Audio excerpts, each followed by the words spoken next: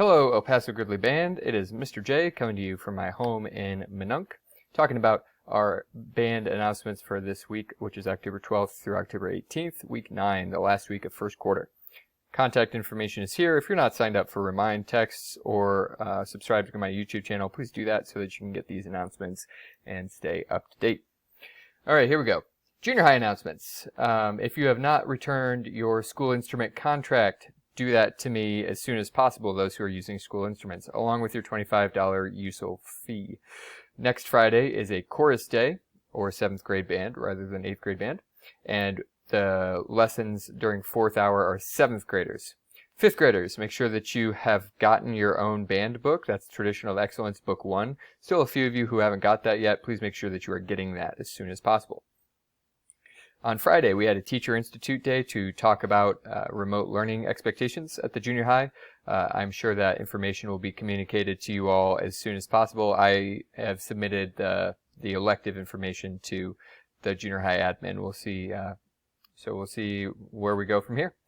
Cool. Here's some links. There's a link for before school and after school lessons, jazz band, and combo. If you want more information on those, please click the link and sign up so that I know who's interested and who I can send information to. Your assignments for junior high kids: practice every day that you don't have band in school for 10 minutes at home. So take your instrument home and practice on those days. We'll be talking about practicing in just a little bit.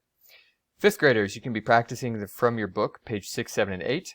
And there's also links to our lesson book and some other resources out there on Google Classroom, which you can click to right there.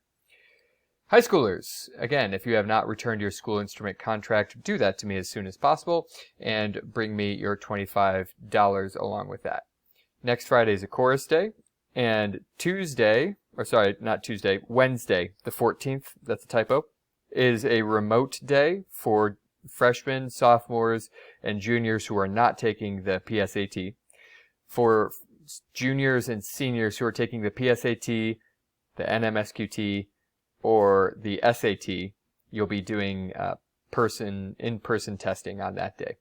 There's a link right here that'll take you to a Google Doc with our remote learning information on it. You see it's right here. It walks you through the expectations, and if you double click on the videos here, it'll open up a video that shows you how to get to the Meet link and all that stuff. We'll be covering it in class again, just in case you've forgotten since last time. Again, there are links for before school, after school lessons, jazz band, combo sign up. Make sure that you're checking your emails, students. And your homework, again, is to practice every day that you don't have band. So that's the announcements we have. Let's have a band advocacy minute. So this week we're talking about fun.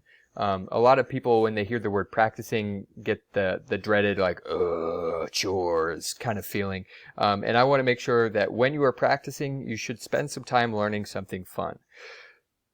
You can go, for example, when I was in 5th grade band, I started learning music from a Disney movie book. And I love movie music, and so that was just a big way for me to stay motivated and to enjoy practicing at home. I would learn like Under the Sea from Little Mermaid. I learned the theme from Chariots of Fire, and that was pretty fun. So books, there's sheet music you can buy, or sheet music for free. There are websites out there. www.8notes.com is a good one. MuseScore.com is another good one. Or just Google search sheet music for whatever instrument you're trying to play. There's also YouTube tutorials, other video tutorials out there. Just make sure that you're using internet caution when you're browsing the internet for things like that.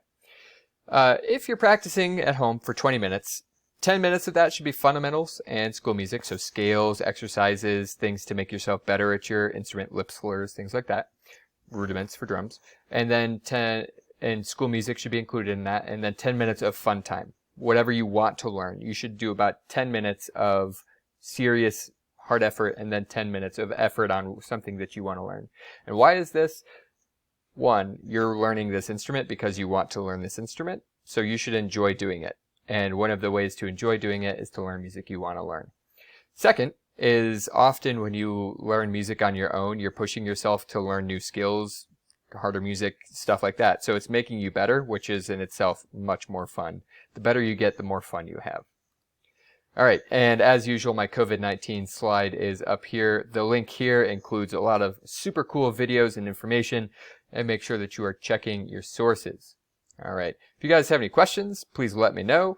Hope you've had a great 3.5-day weekend, and I look forward to seeing you all when school resumes on Tuesday. Thanks. Bye.